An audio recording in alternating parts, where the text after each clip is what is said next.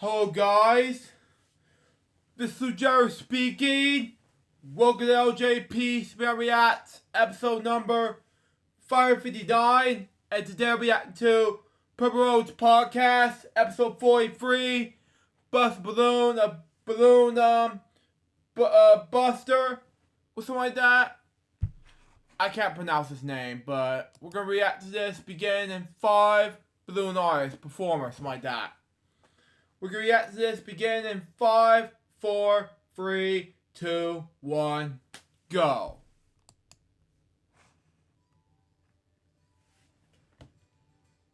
I'm Kerry Stinson, and my journey through life has been quite an adventure. For over 20 years, I've played Barney the Dinosaur on tour, and 7 seasons of the hugely popular TV show, Barney and Friends. Now my journey is to bring together friends and guests from all over the entertainment world for inspiring and at times amusing behind-the-scenes conversation. I'm Kerry Stinson, and this is Purple Roads. Welcome to Purple Roads. I'm Kerry Stinson, and we're going to have so much fun this week. We have Buster Balloon. We're going to talk all about balloons and Halloween and all the different things he's doing. Buster, how are you? Wow. I'm fantastic. How are you today? I am so great, and this is going to be so much fun. I have seen your work. It's absolutely amazing, and I love what you're doing with Halloween. We're doing a month of Halloween shows, and I'm just excited to have you on. Yeah, we're going to talk all about it, but I got to talk from the beginning here. So Buster Balloon is actually your official name, your real name, your legal name. Yes, I legally changed my name to Buster Balloon 9 years ago because when I commit to a gag, I commit to a gag. Wow. I love it. I love the dedication. But also, and I don't get to tell the story very often, but we're talking like behind the scenes stuff here. Yes. Wow. And years ago, I don't know if this is true or not, but the urban legend was that Paul Reubens was extra cautious, that when he went out in public, he never looked anything like Pee-wee. Because he never wanted kids to associate the regular real world him with Pee-wee. And all the credits on the TV show and everything, it never lists, it never says Paul Reubens as Pee-wee Herman. It's always Pee-wee Herman as himself. Right. Paul Reubens might get a credit as a producer, but it's never a connection. And I realized that kids would ask, what's my real name? Right. And I didn't want to ruin that illusion because I don't wear a costume. I'm just me when I perform. Wow. And so I live as Buster Balloon, and I changed my name to Buster Balloon. And one of my favorite things is when a kid asks what my real name is being able to pull out my driver's license or my passport and show them that my name really is Buster Balloon. And just the look on their face when they see that is great. Wow. It's really interesting that you say all that, because I learned when I got into children's entertainment that there's a responsibility to it. Right, what you're talking about. There's a responsibility to it.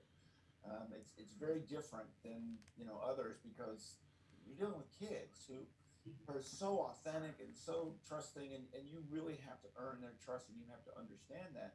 And I just think that's so interesting that you would do that, and I understand it. Yeah, and like even we all have good and bad days, right. But there'll be days where I'm at the grocery store, or I'm out running errands. And the second I hear a kid voice say Buster, no matter what kind of day I'm having, like I immediately lighten up. And it's dual-sided. It's one that I know there's a kid that just recognized me, and I've got to put on my game face.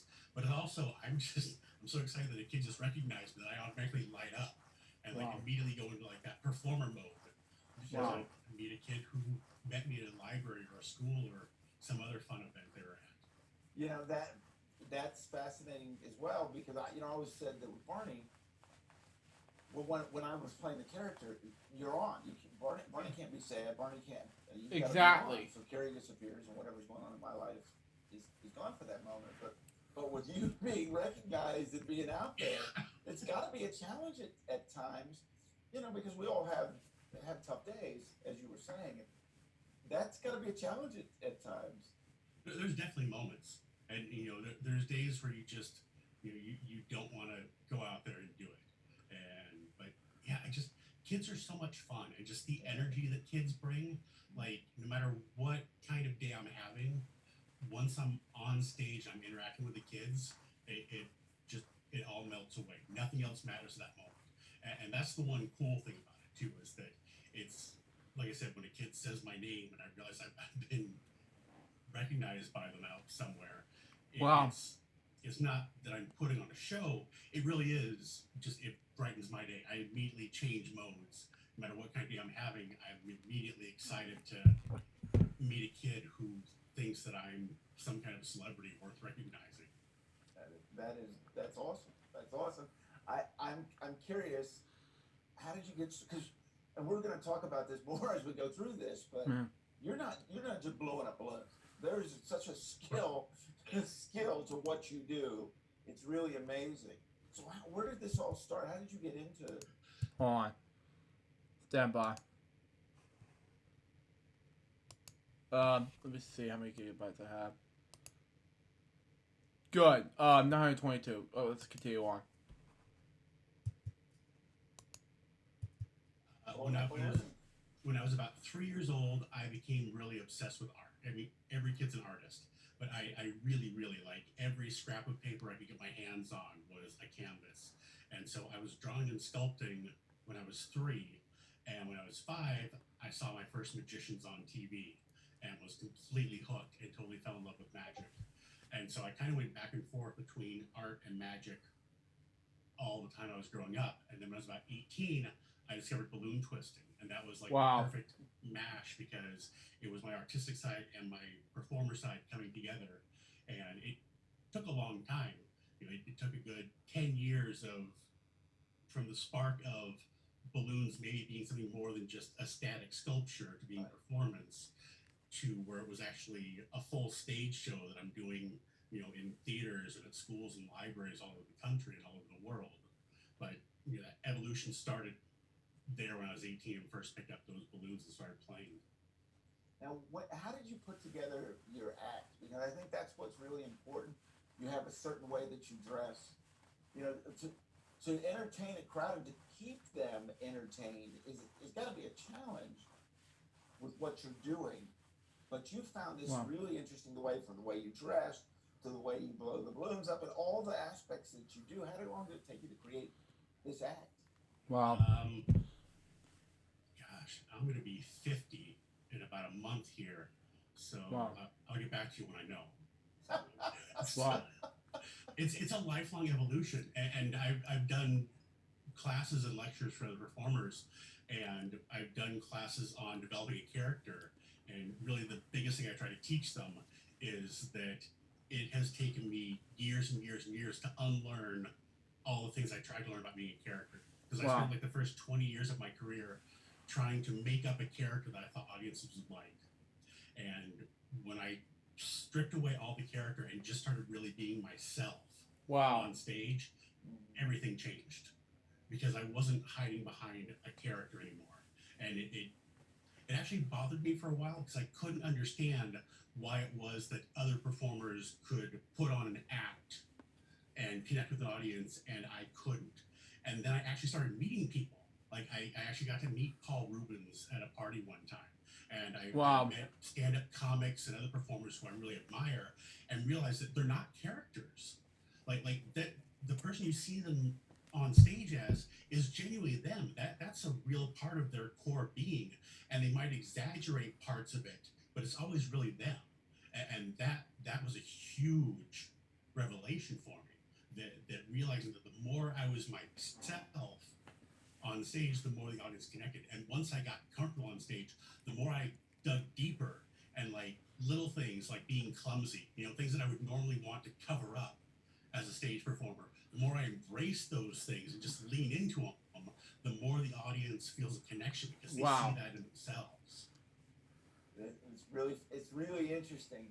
I'm curious on that whole line, on that vein.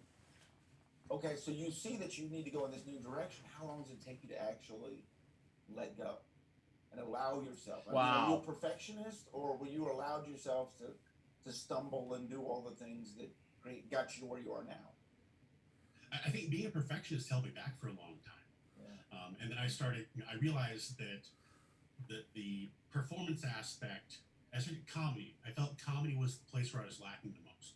I had the artistic chops as a balloon sculptor. I had the magic chops. I had the stage presence, but I didn't have the comedy chops that I wanted to really take the show where I wanted to. So I really got heavy into studying comedy for a few years. And Wow. especially improv classes were the big thing, because in improv, it's all about working with your team, and it's always yes and. You know, if another performer says something, you don't say no to it, you don't block them.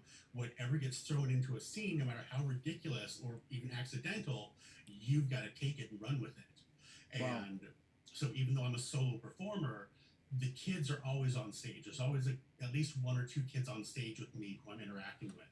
And I realize they are my improv partners. And if I'm going to say no and I'm going to block them, that's throwing off the show. But if I'm able to let go, stop being that perfectionist, and just let go, and I can have a script and idea going in, but if the kids decide to take it in a different direction and possibly a better one, I just got to roll with it. Yeah. And everything became so much easier. It's so much more relaxed when I don't worry about, you know, trying to keep my script on track when you've got a 3-year-old on stage, because that's just not going to happen. Right. Exactly. But you know, isn't that funny that it's easier when you let go? Because I understand what you're talking about. Absolutely. Oh, and it seems so counterintuitive at first. You know, the idea of not trying to be a perfect version of yourself and just being your flawed self, and letting the accidents and mistakes happen and just rolling with them. And I've seen other performers. I've got friends who some of the best shows I've ever seen them do were the ones where everything went wrong. And they were good enough performers to lean into it and embrace it and turn it into just comedy gold, where you wish you could make that happen every show. Isn't that funny? Well, you've got to. Don't you find that each show is individual, right? And yeah, absolutely. You're never going to have it can't be the best every time. It's just not absolutely possible. Are you able to just let it go for what it is? Mm-hmm. Yeah, and I think, you know, with improv, audiences understand that it's not a script, and so they're actually looking for the flaws. Sure. You know, they don't want to see you fail, but they want to see you get into trouble, and they want to see how you get out of the trouble. And so, yeah, if I'm doing my script and things go off the rails and it becomes obvious that it's gone off script and I'm not dealing with it well, that's a bad show. But if I get a really energetic 3-year-old with their own agenda on stage with me, and they start going off in whatever direction, and I'm able to follow that and still keep some semblance of control, parents are mesmerized by that. Wow. That's always kind of the entertainment factor. It's the fact that I could deal with their child in a situation that would have frustrated them. Right. And they're just amazed, like, oh my gosh, you're so good with the kids. How do you keep their attention? This is what I do. Right. Of course, I have the luxury of doing it in very small bursts. Right. Wow. Right, but what do you do when you see maybe you're losing them a little bit? They're not liking something you're doing, or they, Right. you know, especially I've got to think with these balloons, trying to impress kids all the time. There's got to be a challenge for you at times. Well, with the balloons are. I mean, do they go, "Hey, I've seen that," or you know what I'm saying? Because you know, we'll talk about it here in a minute. But I saw the Kelly Clarkson, and you did an octopus. I didn't see that coming at all. So it really kept me. What is he going to do? What is he going to do? What is he going to do? And then the payoff was there. Is there a challenge for that part of it? Balloons are just intrinsically fascinating. There are certain things that, like, scientists have studied that human beings are fascinated by. Fireworks, smoke, lightning, just things that we are completely enraptured by and we can't look away from. And balloons are one of those things. Once I start twisting balloons, it's amazing how people get drawn into that. Wow. And if it's just a balloon sculpture being made, and it's, you know, an elaborate balloon sculpture, it's going to take like 20 minutes in front of a live audience, that can start to drag. But then mixing in the comedy and the magic, and maybe having some pre-made pieces to speed it up a little bit, that turns it into a more theatrical piece that holds on to the audience. And also, it goes back to the whole just being yourself and being in the moment. And, you know, if you really feel that you're losing them, just admit it You know? Right. I literally just stop the show and be like, you know what? This kind of sucks. Let's do this instead. And she's just Have you done that? Or a version of it? yeah, absolutely. Yeah. What is the challenge? Because you're working with something, when you're working with balloons, that could pop or they couldn't go the direction you want them. Is that a big challenge for you, working with something that isn't going to be perfect? It could do different things while you're on stage. Right. Well, the balloons are all super rehearsed before they ever go out in front of the public. So a balloon sculpture is, I literally, there's a part of my show where I twist a balloon blindfolded, and that came from me doing events where I was talking to a kid, and one day it just dawned on me that I was twisting the balloon while I talked to somebody, and I wasn't looking at my hands anymore because I'd made the sculpture so many times. It was just muscle memory. And so, yeah, the sculptures are at that point before they go on stage. And then, much like children themselves, balloons can be temperamental and have their own ideas of what's going to happen. So there's always backup balloons. If there's a pre-made piece, there are two of that pre-made piece in case one decides to deflate or pop. I've got a backup I can grab immediately. Or if it's something that I'm twisting live, there's always a backup set of every balloon that I need for that particular sculpture. Because balloons are actually more temperamental than the kids are. I have more luck controlling the kids than I do the balloons some days. So there's always backup plans and outs. Wow. Let's talk about some of the things you've done with these balloons, because you're not just doing traditional. I mean, you've made dresses. I have. Let's talk about where that came from. Well, that's been around for a while. The first inkling of a balloon dress was probably, it was a couple of decades ago at least. Wow. And Marvin Hardy, who's considered like the godfather of modern balloon twisting, he traveled all over the world for decades teaching people and spreading this knowledge. He was at a balloon conference, and they were going down for the big gala banquet night, and his wife was like, I don't have anything to wear. I've got a top, but I don't have a skirt to go with this. It's like, all right, I'll make you one. And he said half joking, but then grabs the balloons, and 20 minutes later, she's got a skirt made out of balloons, and they go down to the party. And that was the first instance we know of somebody starting to make a balloon dress. And now they're all over the world. There are competitions at almost every major balloon conference, with a dress competition and a costume competition, fashion shows. My daughter, Tawny Bubbles, who lives in Las Vegas, a few years ago, she got hired to go to Egypt for like 3 weeks. And she had 2 days off every week, and the other 5 days she had to make a different balloon dress every day for 3 weeks for an exhibit at a fashion mall. And this whole crazy thing of, hey, why not twist balloons into an entire dress? And I've had the chance to do a couple of them now, and it's exhausting and it's finger numbing, but it's just incredible because it's one of the ways that we get to take balloons beyond just being something simple for kids, which is how most people see it. And the rare times we can take balloons into that rarefied air, that strata where it's seen as real, legitimate art and not just a glorified party favor, is really cool to me. Wow. I know everyone that was listening to this is going to say, Tony Bubbles, so... Tawny Bubbles. Tawny? Excuse me. But I want to make sure I heard that correctly. So, she's in the business as well? Yes. Yeah, it's great. It's really cool that, and we don't see each other as much as I would like to, because, even though I'm LA and she's Vegas, that it's still hard to make it from one place to the other sometimes. And the fact that we go to these balloon conventions every year, like we joke that sometimes we have to fly like to a mutually exclusive state, like we're right next door to each other, but we'll fly to Chicago to spend a week together at a balloon conference, because those are like our annual family reunions. So I'm fascinated about balloon conferences. What is a balloon conference? And I mean, we're talking obviously about chaos and madness. That's what it is. It's pure chaos and madness.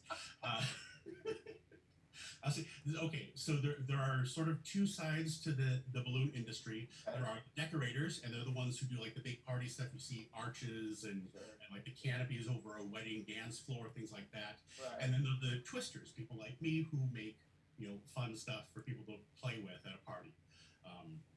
And so most of the conventions are aimed at one or the other. There aren't a lot that do a big crossover. Some, but not much. So the decorator conferences really focus more on those techniques. I can't speak to those as much as I don't go to those. Sure. Twister conferences are just a big party.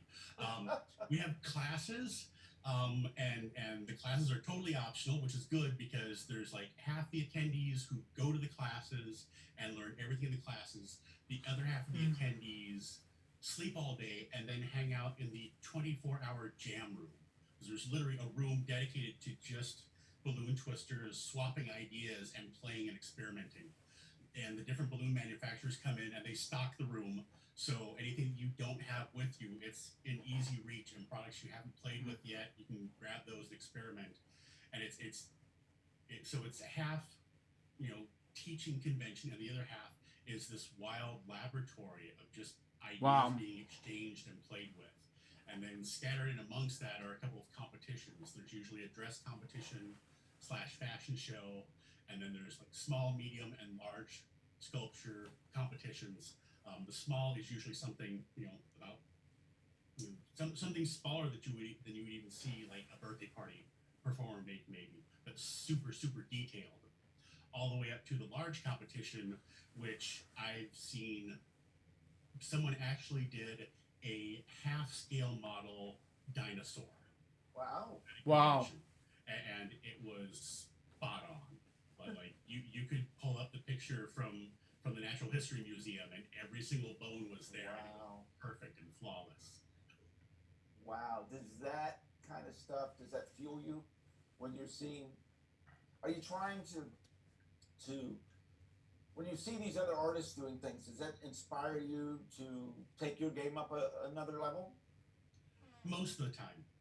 Every once in a while I see something really amazing, I go, man, I'm old, I don't have that kind of energy anymore. But mostly, yeah, I look at this stuff, I'm like, wow, that's just, it's incredible to see how balloon twisting has transformed, because when I first got into it 30 something years ago, it was, nobody wanted to learn anything that you couldn't make in 2 minutes at a birthday party.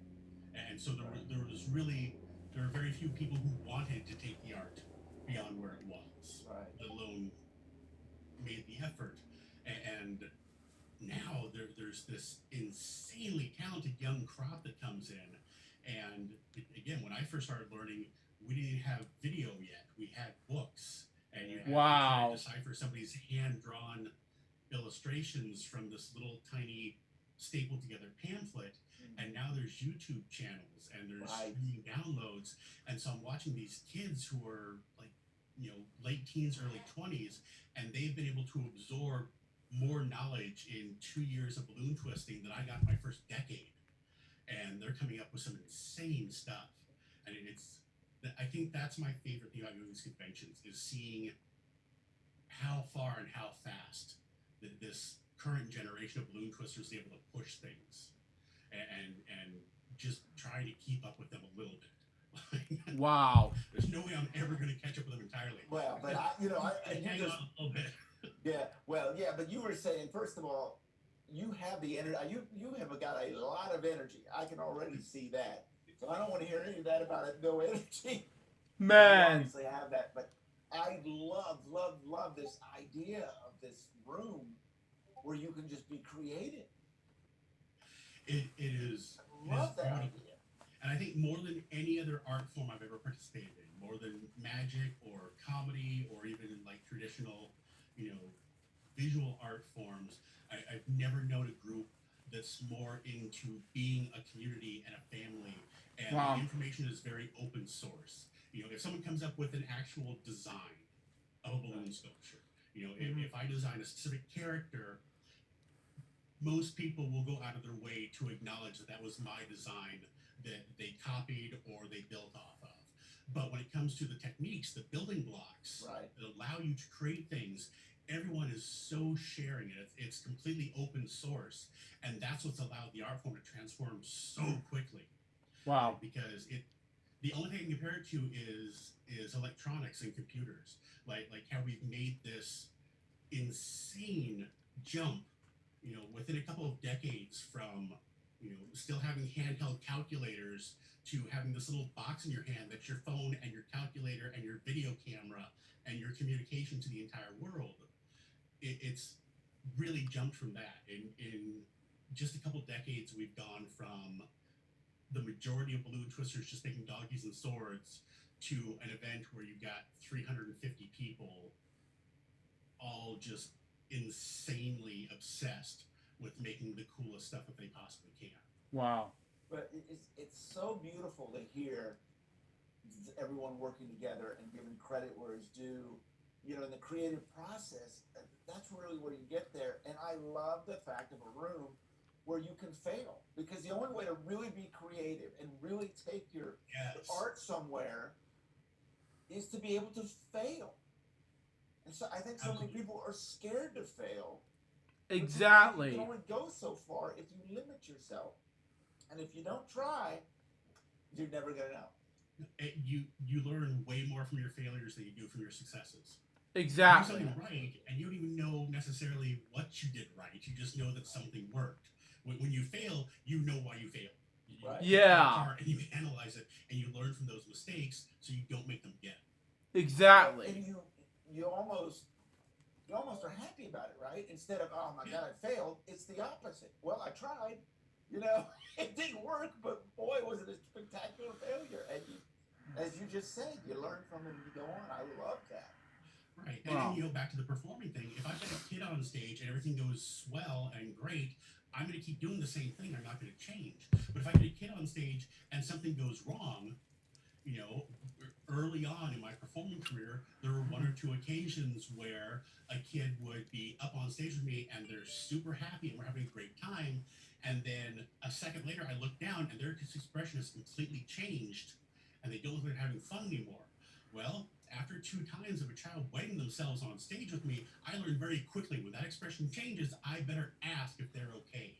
Right. And again, that's something that you don't learn that until you make that mistake. Exactly. Checking in with that kid and make sure that everything's okay with them and nothing changed in the relationship that you didn't notice, so that they're still having a good time and they're still happy that they're there with you. All right, we kind of started at the beginning of this show. We were going to talk about Halloween, and I saw how excited you got. And I'm a big Halloween guy, and I know you are too. So let's get all into talking about Halloween and what you're doing with balloons in Halloween. I am a total Halloween junkie. It has always been my favorite Wow. holiday. My parents were horrified when I was a child because I was always obsessed with monsters and creepy things, and now I get to live out all of that. So several years ago, I started creating Halloween design balloons. Wow. And really trying to push the envelope, see if I could actually make some like creepy and spooky balloons, go beyond just the traditional cute balloon. And then I started posting photos of it, and little by little, I built up this gallery of different creations until I had over 30 of these characters. So now every year at Halloween time, I spend the entire month, every day there's a different spooky balloon of the day. And this year, because people aren't able to get out as much, and I thought, we just need to kick off the Halloween season extra early this year and give kids something fun and get them excited to look forward to this. So I decided I was going to do 2 full months. So I'm about 12 sculptures shy right now of what I need for the entire run.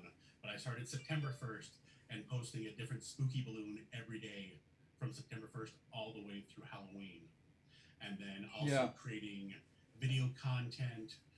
For October, I've got a ton of quick, fun, spooky videos I'll be posting on all of my social media, but also working on virtual shows that I can do, because there are a few events like Anaheim Fall Festival and other Halloween events that I've worked with in the past that can't do live events this year. So creating virtual content for their events as well as for my private clients, and doing a handful of live shows as long as the producers can keep everything properly distanced, keep everybody safe. We're doing a few of those, but not a whole lot. This is so cool because we've all had to adjust, obviously, to what's going on. We talk about a lot on this show, and obviously we're doing this show from our offices. We're across Zoom, which I love. Right. But I love that people aren't letting it get in their way. They're being creative and finding ways. Yeah. It's amazing. By the way, we are going to have all the links so that you can see all of this stuff that Buster is doing. We will have all of that to get that out there. All right, so when you're creating these characters, do you just go after the idea and don't even think if it's possible not with balloons, or do you think about the balloon part of it when you're creating these characters? It's sort of both. Okay. Once I get the basic idea for a sculpture, I start thinking through the process of what's going to make it happen. And with the great thing about balloons is that it's such a quick medium. I've got a very short attention span. I've got ADD, and so the idea of traditional artistic mediums like painting or sculpting, where I'm going to create a piece of work over days or weeks, I can't handle that. Like, I don't have the patience for it. Whereas balloons, you know, the same thing that would have taken me weeks or months to create out of clay, like a sculpture, I can do that in a matter of minutes with balloons. There's an immediacy to it that I love. Wow. The downside is with clay, I can dig into it and I can cut pieces away. I can't cut pieces of balloon away for obvious reasons. So with the balloons, I really have to look at the structure and the aesthetic at the same time.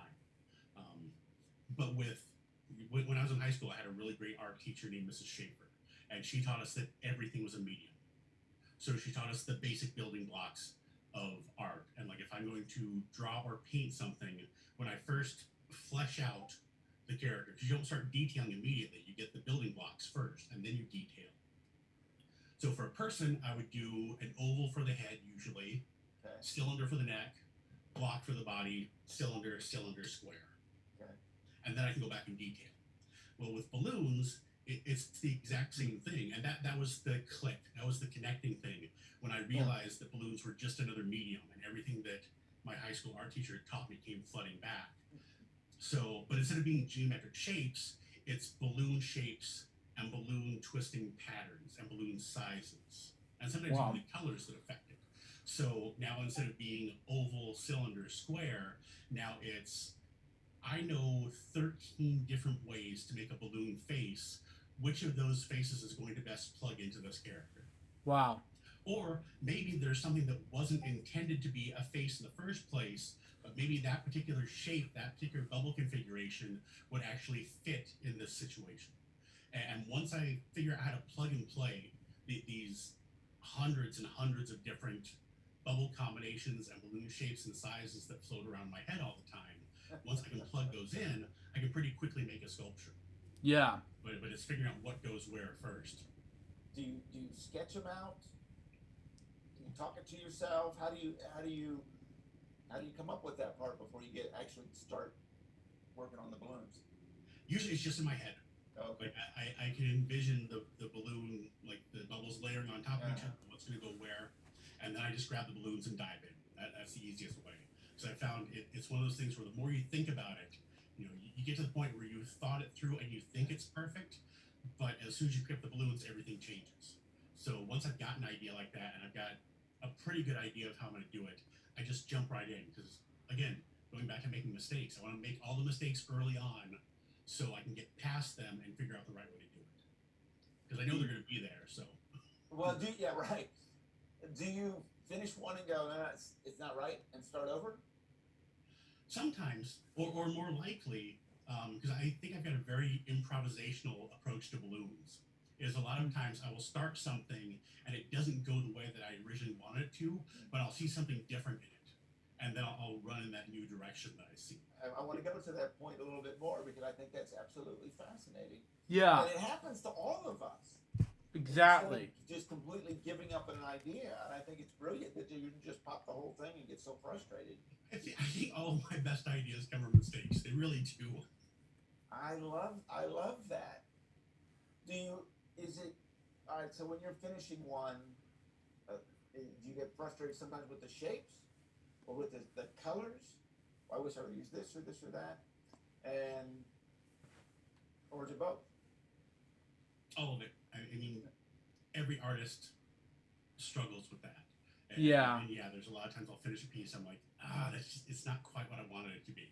And I'll go back and tweak and play with it. And one of the cool things about being a balloon artist is that very often we do recreate the same thing over and over again. You know, they never repainted the Mona Lisa, but I make the same monkey 30 times in a weekend sometimes, depending on what I'm doing. So. But do you change it up each time when you're doing like a monkey? Do you change a color or change a shape a little bit to make them all unique? Yeah. Okay. Because it depends on what the kid wants. Usually if I'm twisting balloons for a kid, if it's on stage, the sculptures are pre-scripted because they match the performance. If I'm just an event and I'm making stuff for kids, then they get a vote in what I want to do. They pick the colors and shapes and things. But as you make this sculpture over and over again, you start finding better ways. And there have been sculptures where I've made it the exact same way for 10 years. And then one day there's this revelation that there was a way better, way simpler way to do the exact same thing the whole time. And suddenly that changes everything. Wow. So yeah, you never know when you're gonna discover something new about a sculpture that thought you knew inside and out. What is your favorite one that you've done Halloween themed? Okay. What is your favorite? You can't ask a mother to choose between her children. I get. But general idea. So let's say your 4 favorite. 4 favorites. Yeah. Not to put you on the spot. I wasn't prepared for this line of questioning. I think there, as a balloon artist, there are 2 sculptures for me that I consider like the holy grail. There are 2 things that I've done over and over again, and I'm never happy with, and that's a monkey and Frankenstein. Wow. Because monkeys are just funny. Monkeys are always funny, and they're always great. Kids like monkeys. I like monkeys. Monkeys are fantastic. Wow. And so I've got a monkey that I've been doing for about 15 years now that everybody loves. Wow. And so like that's my go-to monkey. But the back of my head, there's always the thought that there's a better way. There's a better monkey that I could do. And same thing with Frankenstein. I've done tons of different Frankensteins and Frankenstein's monster, I should say. Sure. Doing Frankenstein's monster, that there are, I've done at least a dozen different versions. I've even published and taught different versions of it, and other balloon artists were like, "This is the best. This is your perfect one." It's like, nope. He's still back there somewhere. I haven't quite got him yet. Are you getting closer? Always getting closer. And that's a great thing too. I don't ever want to feel like I'm there as a stage performer or as a visual artist with my twisting or anything. As a human being, I don't ever want to feel like I'm done. Yeah. I think anything worth pursuing in life should be worth pursuing as far as you can take it. And yeah, you're never done learning as an artist. I've got young balloon twisters and young performers who ask me, how long is it going to take me to be good? How long is it going to take me to be a professional? The rest of your life. To the last day that I twist balloons, I will still be looking for ways to do it better. And to the very last time I step on stage and interact with an audience and try to connect with that audience, I'll be trying to find better ways to do it and more effective ways to do it. George Burns was rewriting jokes that he'd been telling for 20 years up until the very end. There's a documentary where he's like on the phone with a friend saying, "Hey, so that joke I've been doing for the last 2 decades, what if I switch these 2 words?" And it's like such a simple and to most people would seem an insignificant thing, but he understands that pacing and the order of the words and which words you choose where makes all the difference in the world. And as you mentioned about George Burns, I heard about George Burns before. He died in 1996. So yeah, it's great. George Burns and Allen say, if you watch this, Mom, this is for you. Continue on. And everything, and especially as a human being, as a person, I don't ever want to feel like I'm done. That this is one big journey, and I just want to keep learning and growing till the very end because that's what it's all about. Absolutely. When it comes to Halloween balloons, All right, Halloween. We're back to that again. Wait. we went off a little bit, but we're going to keep going back with it because I love it too much. Where are your ideas coming from? Is it your memories of a kid, things you've seen? You know, we all have thoughts of what Halloween is. What is Halloween to you? Well, Halloween, the holiday itself, the season, Yeah. is there are so many different aspects to it. You know, I'm a total horror fan. I love silly, sloppy, goofy horror comedy, and I love super intense, scary stuff. And Wow. so, as a Halloween fan, there's that whole spectrum. But the part of Halloween that's for kids will always be special to me. Yeah. And looking back on my own childhood and realizing what Halloween meant to me, I think Halloween was the day when I felt most free to be myself. You know, Halloween with Christmas, I love Christmas, don't get me wrong, and I have friends who are very much into Christmas. I happen to know Santa. He's a great guy. Love the guy. Nicest guy in the world, really. But Christmas time, you know, there's pressure for a kid. There's, you know, what presents do you want? And were you good enough to deserve those presents? And we're going to grandma's house at this time. We're opening presents at this time when this person gets here. And it's very scheduled and it's family. And that's awesome. It's a great holiday and all those things are wonderful. But on Halloween, a kid gets to decide what their costume's going to be. And they decide if it's going to be a scary costume or a not scary costume. And they decide which houses are too scary or which houses they want to go to. And they decide which friends they want to go trick-or-treating with. I feel like Halloween, they get to design their own pumpkin that they carve. Halloween is the time for kids to just be kids. There's no pressure. It's just about pure kid imagination and fun. And I love that part of it. And I also love that being a kid who was very much a scaredy cat until I got much, much older, there's kind of a rite of passage for kids when it comes to scary things. And I've got several performer friends who I've talked to this about where we know the moment where we crossed over. The moment when you were able to watch that scary movie by yourself. You know, your parents had left you alone for the first time and you watched that scary movie that you weren't supposed to watch. Wow. And or the first time that you weren't afraid to go up to that character at an amusement park who you might have been afraid of when you were really little. Or the ride that you're no longer afraid to go on at a theme park. When you cross that threshold, that's a big thing.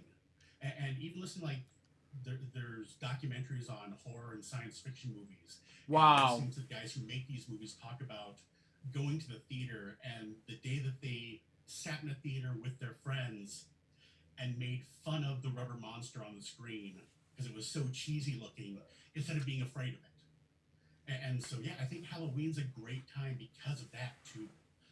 My own personal Halloween show, the goal has always been, it starts out with me telling the kids, this is going to be super scary. And I see sometimes just the really little kids up front who tense up when I say that.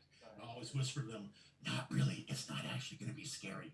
Super scary. You guys are going to be scarified out of your brains. Nothing's going to scary happen at all. I promise. This show's super lame. This is going to be scarifying. So I build up this whole thing. It's going to be super scary. And then I fail. The whole show is meant to look like it's going to be scary and then flop at every turn. And nothing scary ever happens during the show.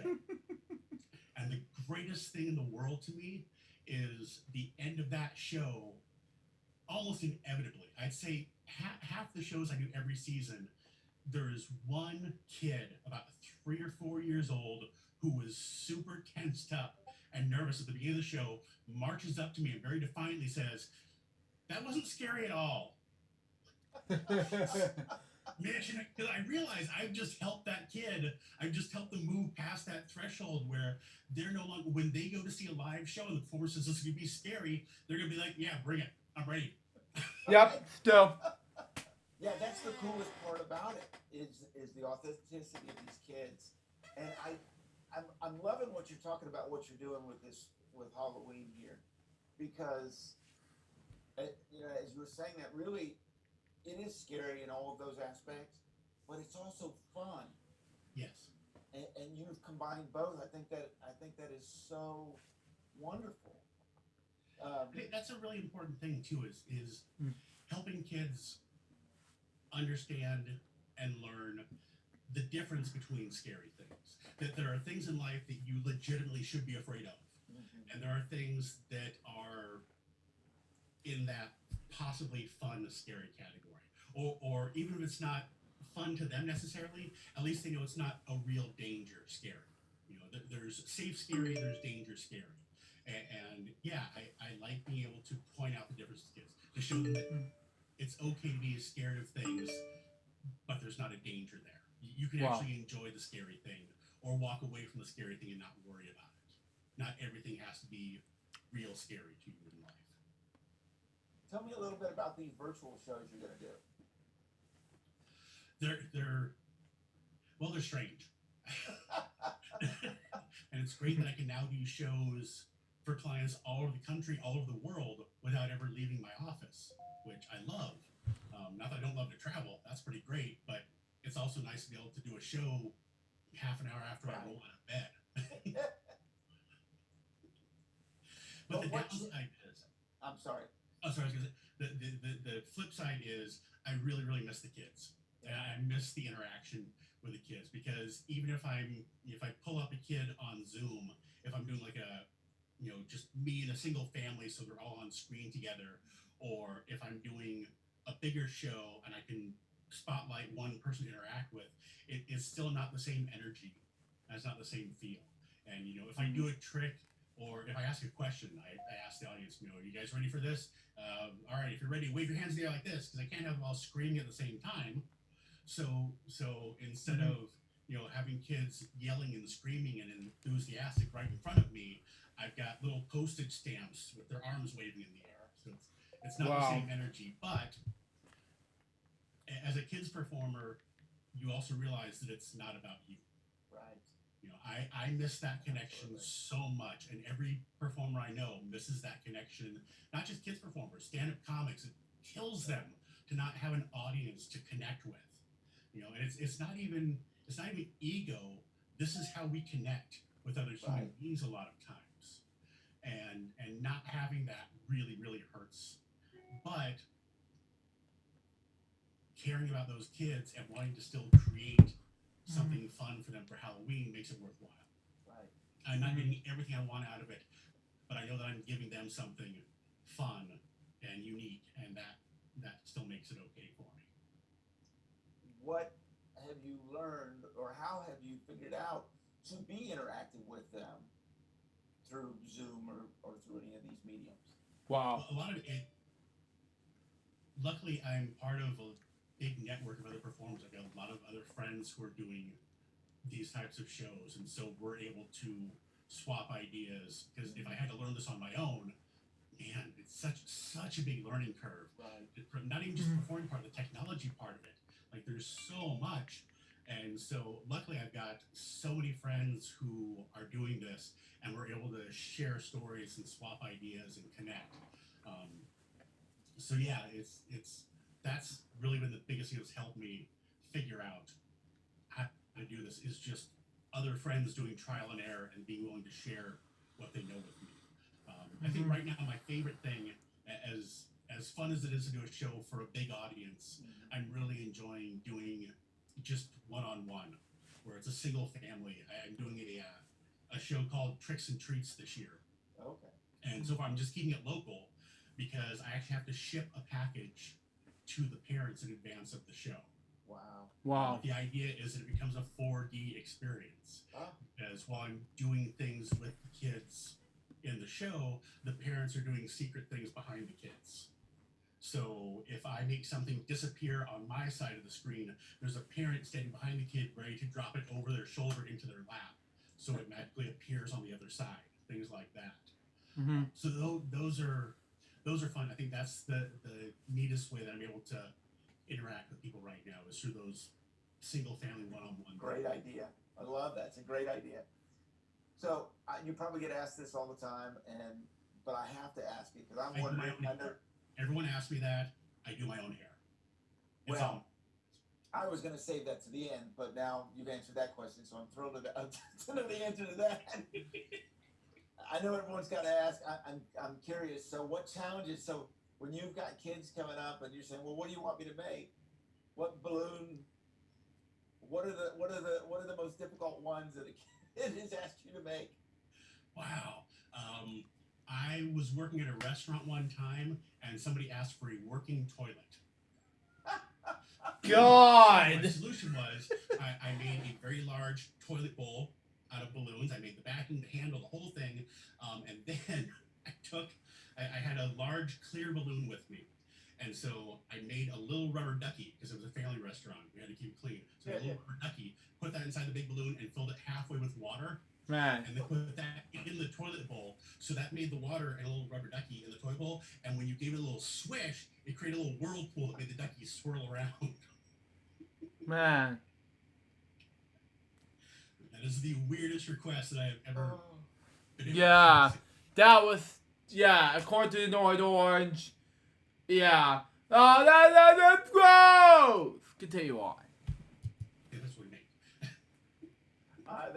Talk about creativity. That's awesome. So you've obviously there's never been one you couldn't do. A request. I would say in the last 20 years, I have not been stumped. And the only time I say no to a request is if it's a live event and there's a time constraint. You know, if I'm only going to be at this event for 2 hours and there's 25 kids and I'm going to spend about 5 minutes per kid and somebody asks for something really, really outrageous, I may have to say no because just for time constraints, I can't make that and still give everyone else the time that they deserve. But as long as it's something I can actually reasonably pull off in that amount of time, I'll go for it.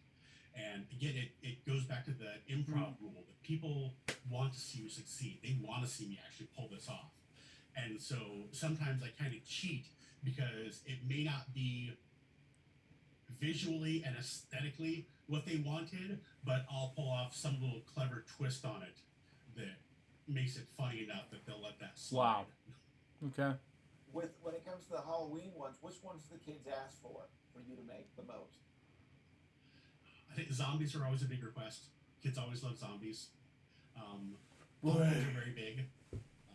I do a lot of like little sculptures that are on hairbands or on wrists. Okay. Because like little kids don't want to carry a giant balloon sculpture around with them, so they like little things.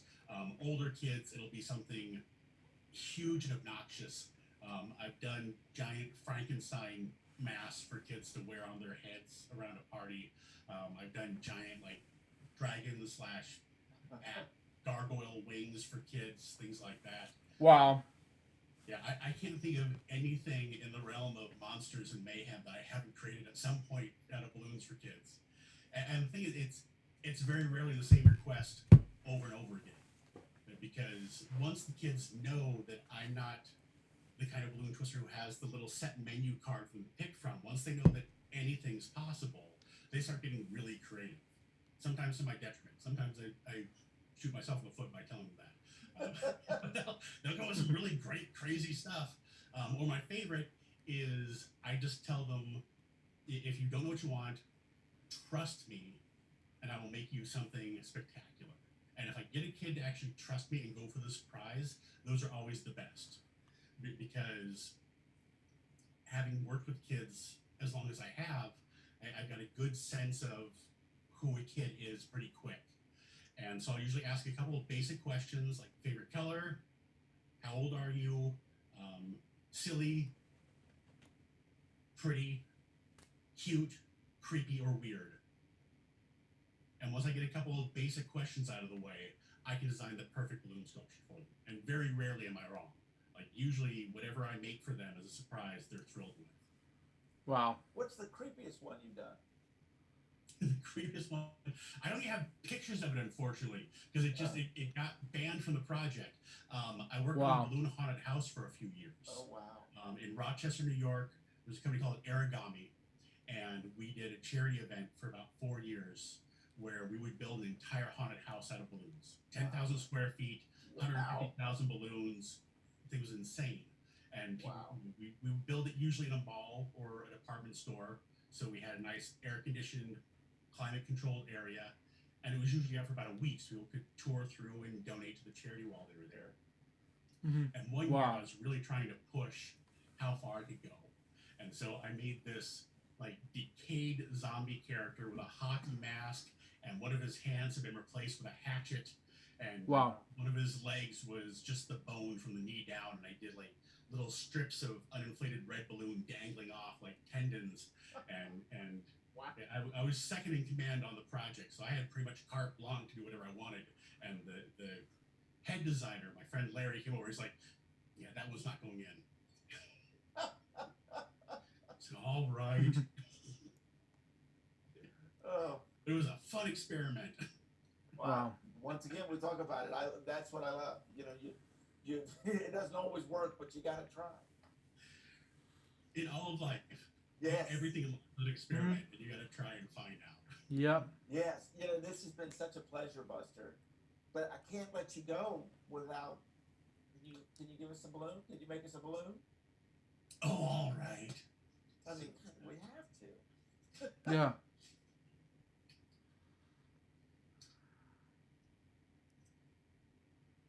And if you haven't seen this before, it's really amazing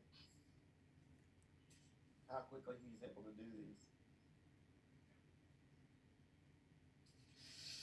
these. Wow. That is awesome, man. Wow! These colors look very familiar. Can't imagine why. I can't either. I can't either. All right, actually, I haven't done a live show in a couple weeks, so bear with me. This might take a few extra seconds. You're good. 5, 4. Oh my God!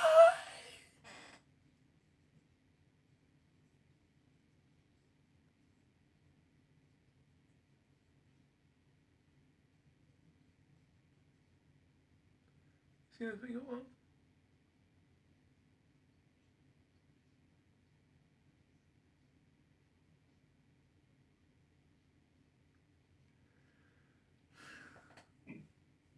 Two dogs. Wow. Oh. Wow. Oh, but wait, there's more. Uh-oh. Uh-oh! Holy crap! Here. Wow.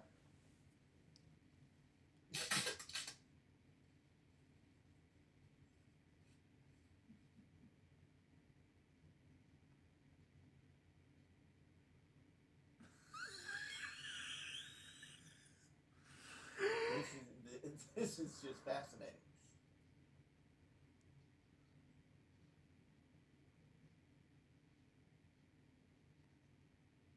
Jeez, man!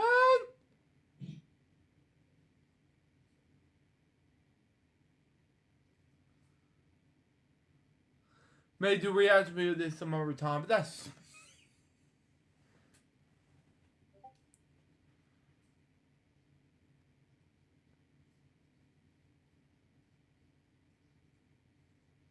Franken weenie. Oh my God! I love it. I love it. I love it. After talking to you and then watching that, I can just see in your brain. I can see you figuring this whole thing out. It's fascinating. Jeez! Smoke coming out and hear the ears grinding. You know, it's kind of remind me familiar. Barney in that balloon? Jeez, man! I may do these Buffs Balloon reaction videos some other time, but that's just me. Continue on. Well, Buster, I can't thank you enough. I think it's really wonderful what you're doing and how you're giving back and how you're teaching people and you're just allowing people to have fun. I love that. And honestly, this is such an honor to be on here with you, and the work that you've done as somebody who loves kids and tries to create really positive and memorable experience for kids and make them feel seen and loved and known. Just talk to you has been such a delight. It's really an honor for me. So thank you very, very much. Well, thank you. and it has just been a pleasure getting to know you, and keep up the good work. And I don't want to hear any of this about your energy is down, because there is no question you're going to keep going. I love it.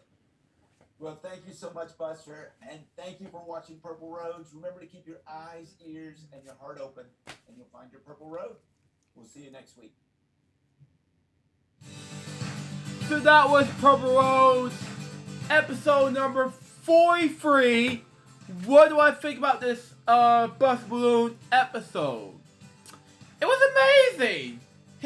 At the end, he was doing that balloon. He was just watching it go, ooh. And I'm like, God, can you please do that? Oh my God, this is going to be helpful enough. I'm going to do some bus balloon reaction videos some other time. But for now, thank you for watching this episode of LJ Reacts. I hope you enjoyed your stay. Stay tuned for the next one. It's going to be episode 560. Purple Roads Podcast, episode 44. Danny Roberto again. This time it's going to be Saturday Boo Tunes. And we'll see what happens. Till next time, it's Lou Joseph. Goodbye. Peace out, baby. We get words to react to guys very soon. Till then, Jump State out. See ya.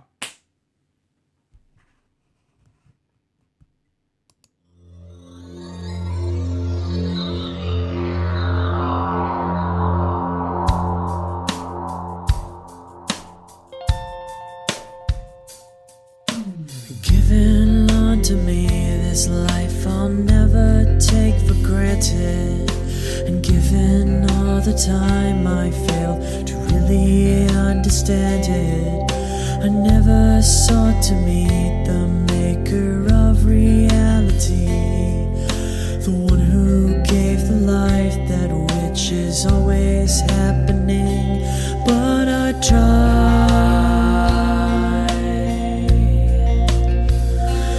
all the time.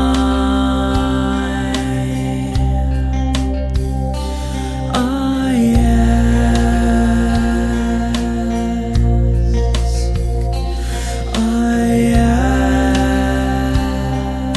ask, why me? Why was I the one to see things as I do under the moonlight and the sun? Perception is the question, and the giver holds the key.